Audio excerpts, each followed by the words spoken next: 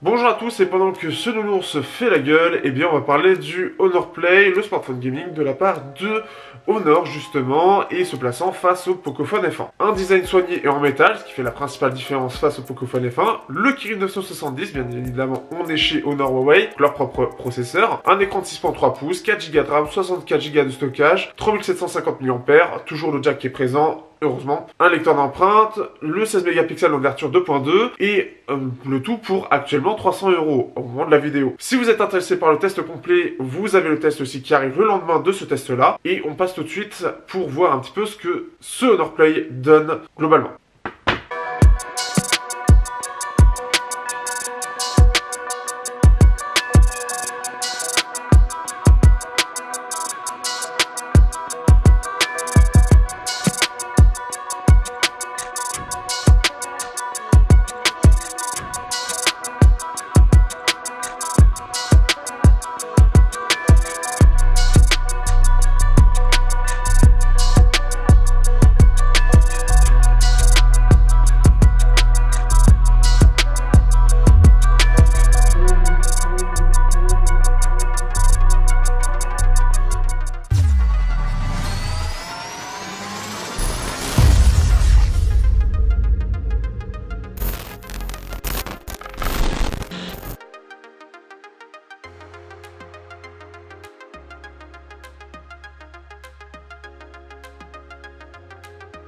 Au niveau du design, on a droit à un écran de 6.3 pouces avec une grosse encoche, qui cache bien évidemment l'APN, capteur de proximité et haut-parleur, mais beaucoup plus grosse que ce qu'on a l'habitude de voir chez Honor. Un menton de taille classique, avec l'inscription Honor dessus. Au dos, le lecteur d'empreintes, le double capteur photo avec le flash en dessous, avec écrit AI Camera dessus, Honor ici.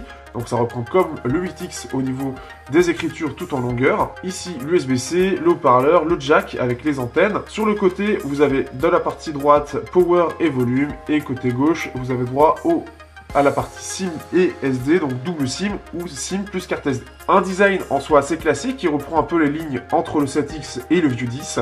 Un design qui est somme toute assez banal, qui n'a rien de particulier et qui ne transpire pas grand chose. Vous avez un design un peu mieux, on va dire, au niveau du dos qui fait un peu plus gaming mais qui coûte quelques euros de plus. Mais sinon dans sa partie basique, eh bien concrètement il n'y a pas vraiment de changement. Globalement c'est un design qui transpire ni le côté gamer ni quelque chose de particulier. On a juste le bleu qui fait très Honor, qui permet de le repérer. Mais globalement, il est très banal.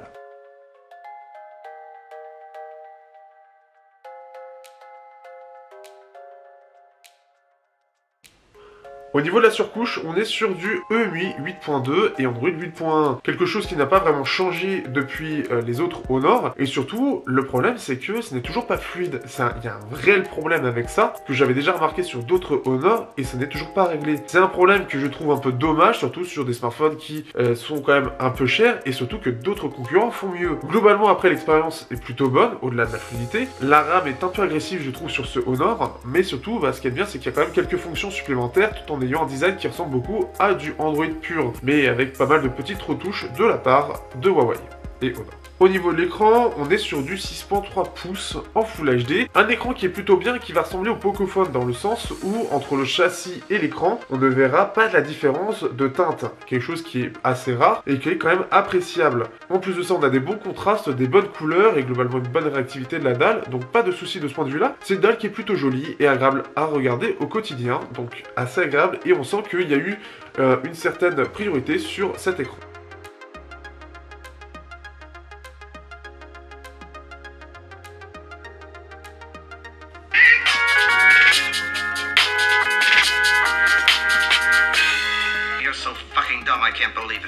Pour le son, on est sur un simple haut-parleur classique, le deuxième haut-parleur ne servant que pour les appels, et surtout avec une encoche comme ça, et chez Honor, les grosses encoches c'est pas vraiment leur délire, c'est un peu dommage. Ce qui fait que c'est plutôt correct, on a un bon son et qui est plutôt propre, ça manque un petit peu de basse quand même, mais c'est correct. Pour la partie jack, on est quelque chose qui est meilleur déjà que le Honor 10, qui est moins bon que le 8X, qui fait vraiment mieux pour le coup, donc c'est plutôt correct, on peut faire mieux, mais globalement, il y a une bonne amélioration par rapport au Honor 10.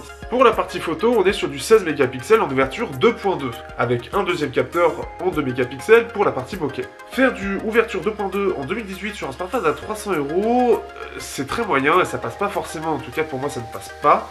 Et ce qui fait que l'un des gros problèmes, ça va être déjà qu'on a une dynamique très basse, Donc c'est-à-dire que s'il y a trop de lumière, bah, les parties un peu sombres vont être très sombres, beaucoup plus que la réalité.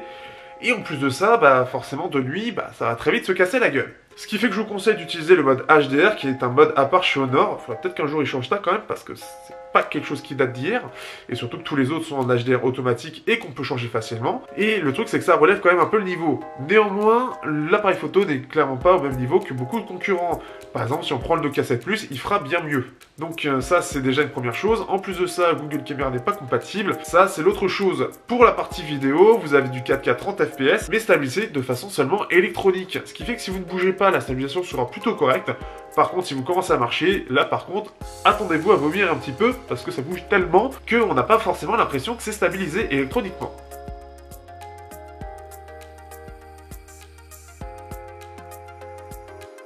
Pour la partie autonomie, on est sur une batterie de 3750 mAh, comme le Honor View 10. Donc, on a une autonomie qui est plutôt correcte, qui va être aux alentours des 7h, 7h30 globalement en utilisation quotidienne, en tout cas pour ma part, en 4G et avec un peu de Wi-Fi. Une autonomie tout à fait correcte, qui est comme ce qu'on avait l'habitude de voir déjà sur le View 10. Au niveau des benchmarks, on est sur un Kirin 970, donc un octo-cœur assez classique qui correspond plus au concurrent du Snapdragon 835. On fait 6600 points sur Geekbench, et par contre, le problème c'est que sur GFX Bench, le truc c'est qu'il surchauffe en 6 minutes sur mon test de 30 minutes. Donc là c'est problématique et ce qui fait que je ne peux pas donner de résultat parce que j'ai essayé plusieurs fois et à chaque fois il surchauffait.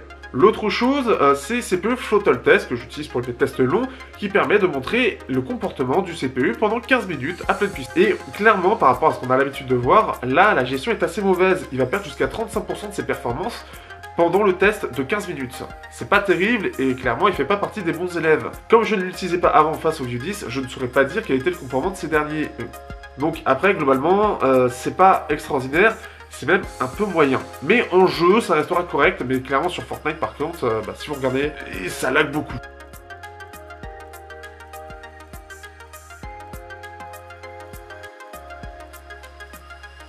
Alors, que penser de ce Honor Play? Pour moi, le Honor Play, en fait, le problème, c'est que si on compare entre un Honor 8X ou un Honor View 10, clairement, il a le cul entre deux chaises, mais il a plusieurs défauts, en fait. Clairement, à choisir, je préférais carrément prendre un View 10 pour la partie photo qui est meilleure et tout le reste est équivalent, voire mieux, notamment le stockage et la RAM. Mais aussi, de l'autre côté, vous avez le Honor 8X qui a une bien meilleure autonomie, des performances qui sont plutôt similaires dans la partie CPU est bien mieux gérée, et la partie graphique, elle reste tout à fait correcte pour du PUBG. Pour l'instant, pas disponible, en tout cas, j'ai pas encore testé depuis, sur Fortnite. L'autonomie étant meilleure, en plus de ça, on a droit à un écran qui est plus grand et qui, je trouve, est aussi sympathique.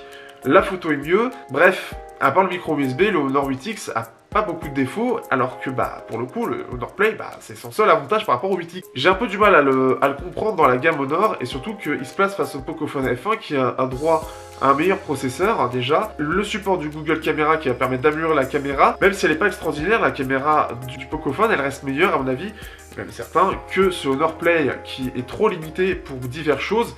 Et c'est un peu dommage. En clair, face au Pocophone, ce Honor Play, pour moi, il n'est pas vraiment concurrentiel. Il est plus design, mais il est moins performant globalement. Il ne joue pas exactement dans la même cour, à mon sens, il n'a pas les mêmes priorités. Mais au-delà de ça, c'est vraiment dans la gamme Honor où je comprends pas du tout ce smartphone, et surtout il arrive trop tard par rapport à la vie du Kirin 970. Il est peut-être, certes, pas trop cher, mais clairement, quand on annonce ce téléphone juste un peu avant le Kirin 980, ça fait pas logique, en fait. Donc j'ai du mal à comprendre ce smartphone et j'ai du mal à le recommander. Je préférais largement que vous voyez plutôt le Honor View 10, que je trouve quand même plus sympathique globalement, ou sinon le 8X pour quelque chose qui soit un peu mieux autonome et un peu mieux en photo et moins cher en plus de ça. Voilà mon avis sur ce smartphone, n'hésitez pas à aller regarder directement le test complet pour ceux qui sont plus intéressés pour plus de choses et notamment voir la complète en jeu avec PUBG et Fortnite. Et sinon n'hésitez pas à regarder les autres tests et face au Pocophone F1 ou Black Shark, c'est aussi des choses intéressantes. Sur ce je vous dis à bientôt sur Technoid pour un prochain test.